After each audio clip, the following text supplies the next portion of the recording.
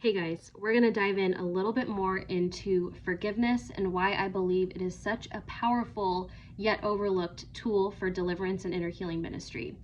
Okay, so if you have not previously, make sure to go watch and watch the previous video that I did on understanding the concept of forgiveness from an emotional standpoint, the emotional process of forgiveness, and the biblical command. Today, we're not going to be talking about that. We're going to be talking specifically about the torment that we are allowed to experience as believers when we do not position our hearts to forgive, okay? So Matthew 18 is a beautiful picture of this, in which Jesus is describing to the disciples and other people who are listening how often we need to forgive, why we need to forgive, and he gives this beautiful allegory, not beautiful, it's kind of brutal actually, of when we withhold from other people the same forgiveness that we have received ourselves. We actually are handed over to the tormentor. And so it's very, very important for you to understand that if you have positioned your heart in bitterness and in unforgiveness, meaning I refuse to let that person off the hook, I will not go through the process of forgiveness towards them, that you will be agreeing to a tormenting spirit, okay?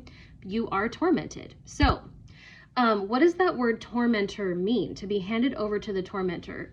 The word actually is torturer. So it is somebody who, like an interrogation scene, if you've ever watched like Blacklist or something like that, where there's an interrogation scene, it's somebody who is meant to beat something out of you, to interrogate or torture, imprison or torment. That is what that word means. When we refuse to position our hearts to forgive somebody and walk through the forgiveness process, we do open ourselves up to a tormenting spirit. This is why it never surprises me that, especially for somebody's first time doing an inner healing and deliverance session, we might spend the entire hour and a half. This happened last week where it was an entire hour and a half of just stuff coming up, and it just kept coming up. And part of the reason why this is so important is that the enemy is a legalist. So he's looking at all of those little places where we have harbored unforgiveness.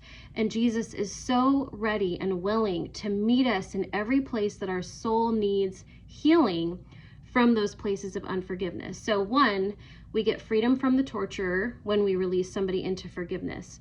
The second reason why I believe that this is such a powerful tool is that it actually gives the soul room to process our pain. It allows us to give those places of pain a voice and receive that healing from Jesus that we need.